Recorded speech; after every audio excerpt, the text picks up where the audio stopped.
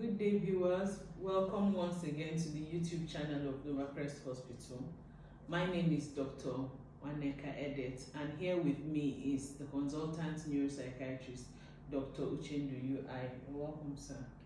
It's a pleasure being here once again.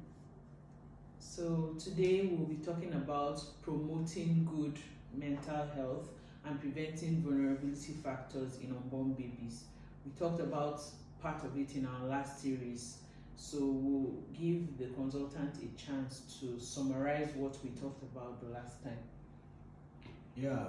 Last time we actually looked at some biological factors where we made mention of certain substances that should be avoided.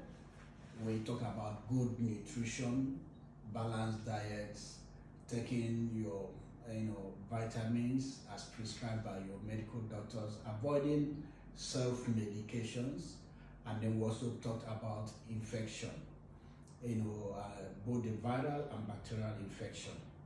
And probably subsequently, as we go on in this series, we'll have more understanding about how these infective processes could affect the baby.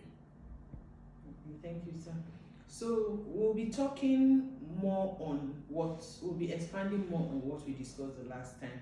Sir, are there other biological factors that you can mention that can still promote good mental health in unborn babies? Yeah, well, other biological factors we have said is one, there are things that we need to do more.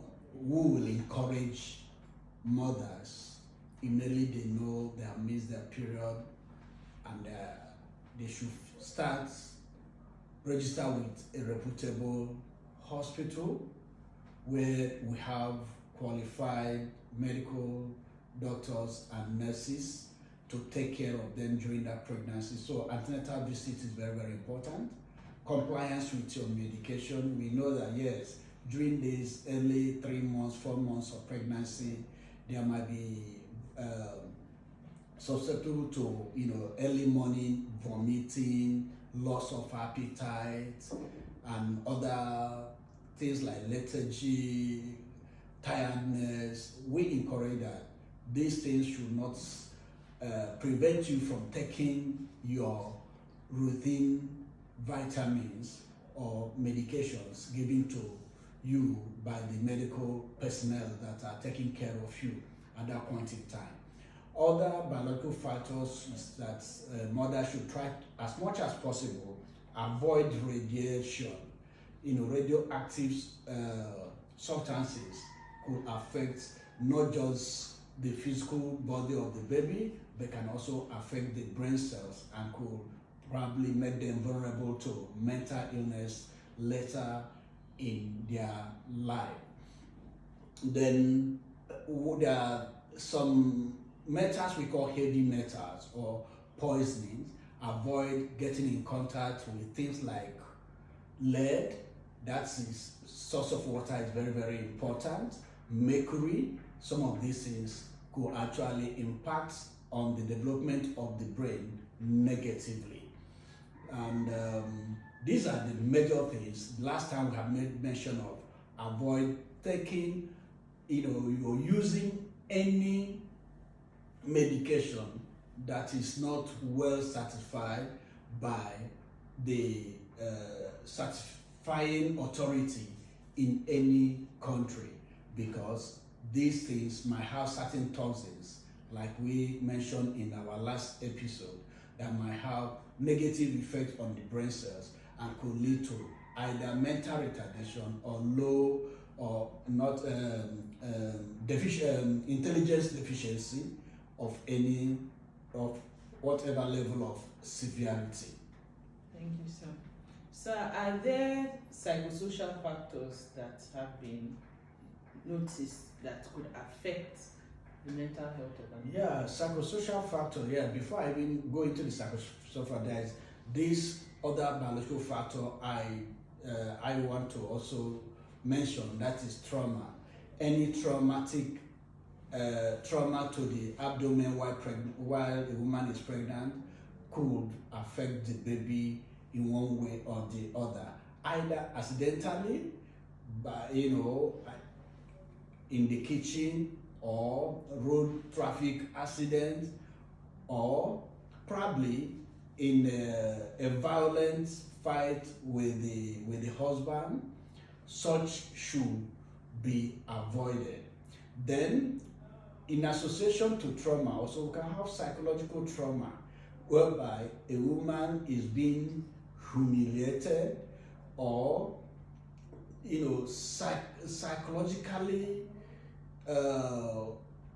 deprived of certain things that could make her happy. So what do we advise in this case? What we advise that husbands should try as much as possible understand with their wife that at this point in time that they are pregnant, that their wives are pregnant, that there are already changes in the hormonal system of the woman. There are certain behaviors she might be exhibiting that is not naturally her person, but because of what she's going through. So understanding from the of the man of the house is very, very important. There's a need for being very, very, very supportive.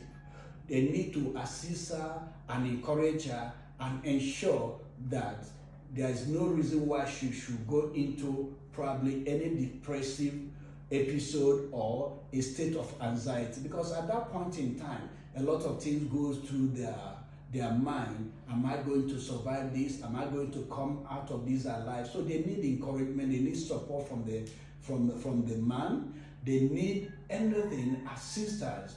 There should be a total support, knowing that this support is not just only for the woman, but also to ensure that the baby coming out will have a healthy mental state. Because if the woman is mentally stable, this will, in one way or the other, be transmitted even to the baby that is still within the mother's uterus. Oh wow, thank you, sir. Well, that's all for this episode. I think we have gotten a lot of information from the last two episodes on how to preserve, how to promote good mental health in unborn babies. I hope you all join us next time on our next episode. Thank you so much.